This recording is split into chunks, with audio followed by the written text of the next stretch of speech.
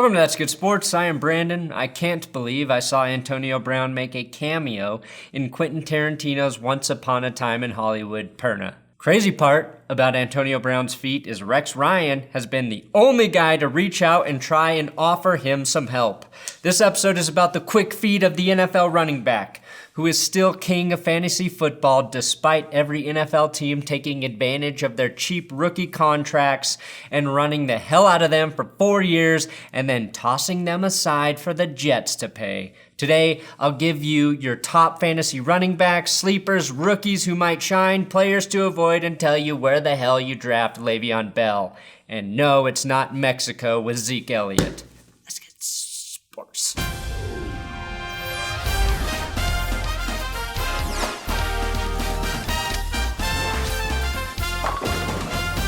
If you've just stumbled across this channel, please subscribe. I do football videos all season, all year long. Lots of football videos. Also, I have Big Dick Patreon shoutouts for Big Scary Ginger Man, Damon Nelson with a huge $20 donation, Christopher James, Allie's dog upping to $5, good doggy, and Abigail Hansen. If you want to support this channel, you can do it at patreon.com/that'sgoodsports. But it's your choice. Currently, there are two high-profile running backs holding out in the Cowboys' Ezekiel Elliott and the Chargers' Melvin Gordon. Normally, I'd say, don't worry about it. Draft either guy right now, but maybe Le'Veon Bell paved the way, and these guys really will just wait for a big new contract. If you play in a fantasy league, though, that drafts before preseason ends, you're in the wrong league. So you will know more about what to do with these guys come the end of August.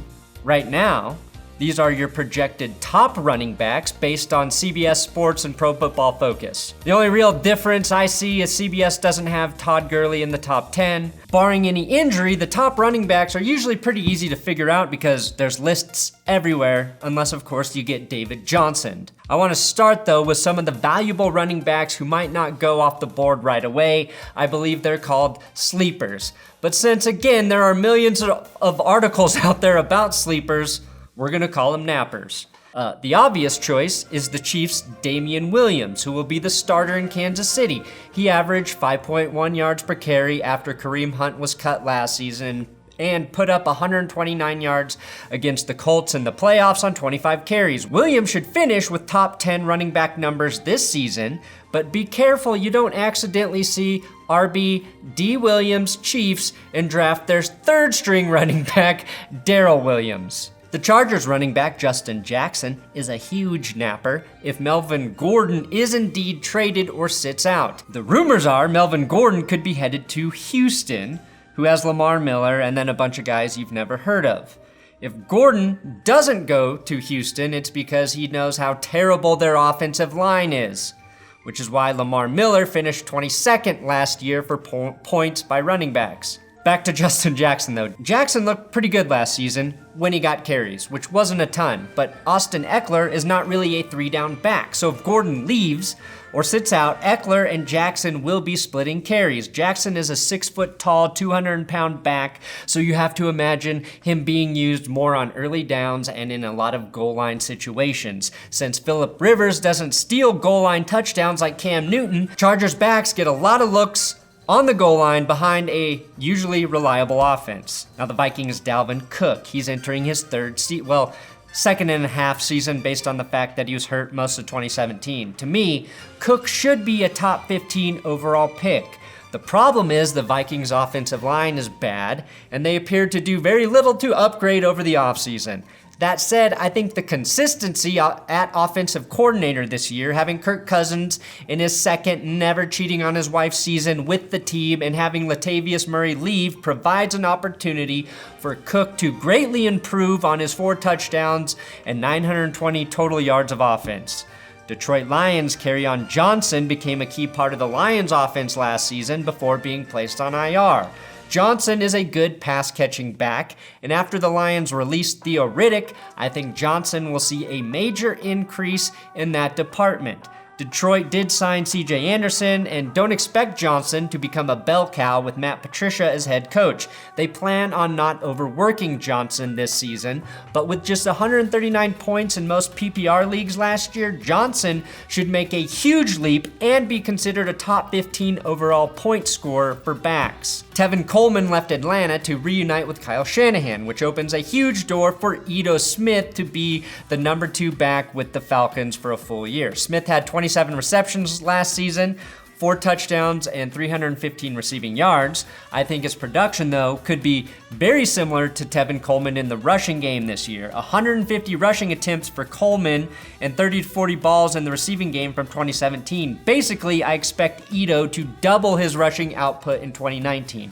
My real hope is that he guest stars as a judge on America's Got Talent, so we can call him Judge Ito. And there's no real reason to talk about the top 5 guys, but I really like Alvin Kamara.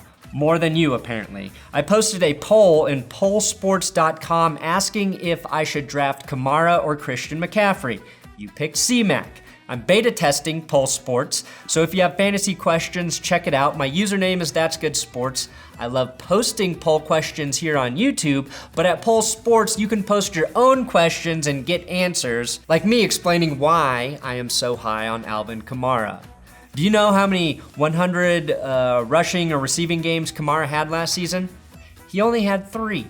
2 100-plus receiving games and 1 100-plus rushing performance, and that includes the playoffs. All of those performances came within the first 4 games of the season while Mark Ingram was suspended. Mark Ingram left in free agency and landed with the Ravens. Actually, Ingram with the Ravens is probably a great back flying under the radar right now. He'll split carries with his quarterback, but still, I also like Ingram. The Saints added Latavius Murray, but I think in terms of fantasy numbers, this will be Kamara's best year to date. He's still on his rookie contract, playing with a better quarterback than Saquon Barkley or Christian McCaffrey, both who outscored him in 2018, and behind a better offensive line than either of those guys. If I had the number 1 overall pick, I might take Kamara. I think Barkley is the best back. C-Mac will be the most used, but Kamara feels like the safest back with the bigger upside of that group. I'll cover this more in my injury bounce back episode, but a running back who might not be bouncing around in your brain as a viable number 2 is the Redskin Potatoes' Darius Geis. With Adrian Peterson as the number 1 back in Washington and Chris Thompson still in the mix, Geis could be available very late in your draft and would be worth storing on your bench until he emerges as the lead back in Washington, which I think will eventually happen. Now, some fantasy players love drafting rookies. I don't, but if you're going to take a chance on a rookie, running back is your best bet. And I hate to say this, but I think the best rookie option might be the Raiders' Josh Jacobs.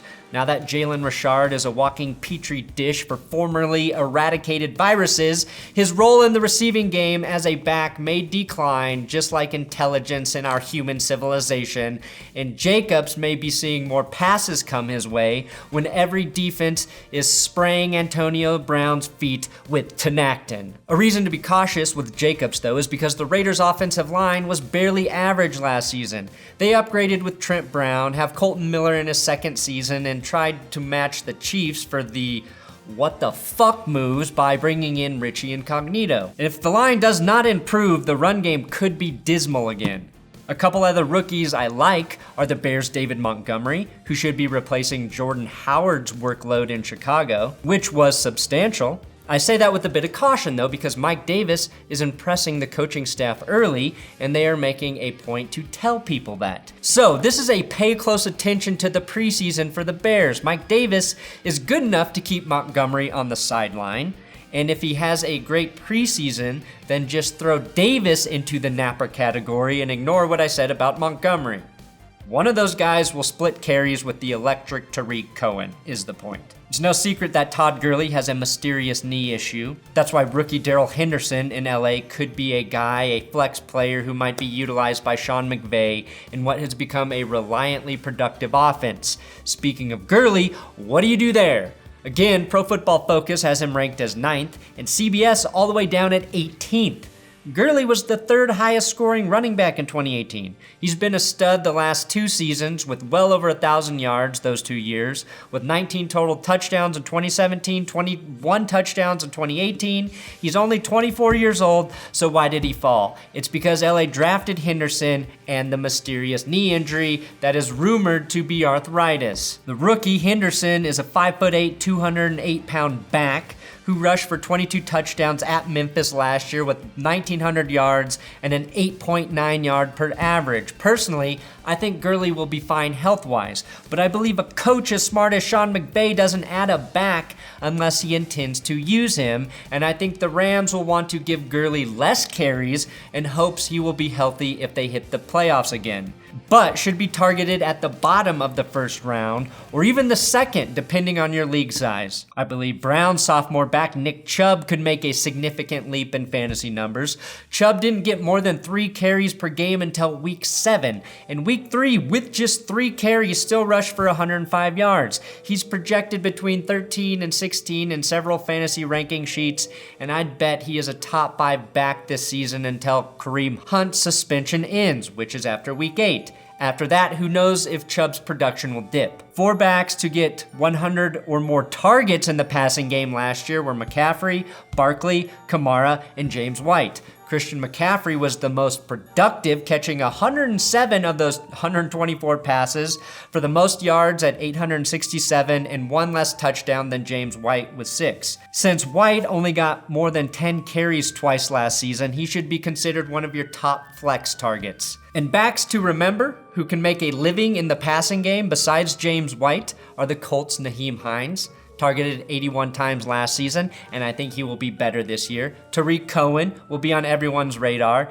but then there's TJ Yeldon, who had 55 receptions for 487 yards and 4 receiving touchdowns last year, but he's in Buffalo now. If LaShawn McCoy stays healthy, Yeldon's PPR numbers will probably go down. CBS Sports is projecting Chris Thompson to be targeted 107 times in the passing game this season. That is 5th most. No way that happens with AP and a healthy Darius Geis, so don't be duped. Now that we know Titans tackle Taylor Lewan will be suspended, I say stay away from Derrick Henry, who racked up most of his yards late last season running directly behind Lewan blocks, basically in 2 games. Wait until someone drops him after week 3 and grab him off waivers if you need depth. I think his stats will mislead a lot of uneducated fantasy drafters. The Broncos' backfield is a big mystery right now as well. New coach, new OC, new QB, and they signed Theo Riddick to an already crowded backfield with Phillip Lindsay, Royce Freeman, and Devontae Booker. There's no team I follow more closely than the Broncos, and I can say with confidence, I have no fucking clue how any of these guys will be used. What I can say is if this is Madden 20's best rendering of Phillip Lindsay, I'm not optimistic. Finally, where the hell do you draft Le'Veon Bell? Well, if you remember that the Jets were one of the worst run-blocking teams in 2018, except when they played the Broncos, or that they still have a second-year QB with a ton to prove, a questionable receiving group, and that Adam Gase didn't even want Le'Veon Bell, then you let someone else draft him top 5. Plus, Adam Gase supposedly really likes Ty Montgomery, who could take a significant bite out of Le'Veon Bell's receptions. Some people believe Le'Veon Bell is a transcendent back, that he's so good that he will produce no matter where he is. Others believe he will crash and burn in the second most dysfunctional football program in New York City. I'm somewhere in the middle. I think Bell is a great running back who was elite behind a phenomenal offensive line with a Hall of Fame quarterback and possible Hall of Fame foot model wide receiver to keep defenses soft up front. The silver lining is Sam Darnold may dump the ball off quite a bit to Le'Veon Bell, which will be great for PPR leagues. But even with a silver lining, you have to worry that could be stolen by one of Bell's girlfriends when he leaves the house. Pro Football Focus and CBS Sports have Bell ranked as the 5th best back, and I think that is actually very optimistic. My advice, if you're picking 5th, take the best receiver and then draft Dalvin Cook or Keyyon Johnson a little later. Thanks for watching another episode of That's Good Sports. Please subscribe here on YouTube. I'm on Twitter, Instagram, at Brandon Perna. If you want to talk fantasy football there, I'm not the biggest expert, but I can read stats and sheets. Also, give that Wilkie6 a follow on Twitter. He helps me write all of my football junk.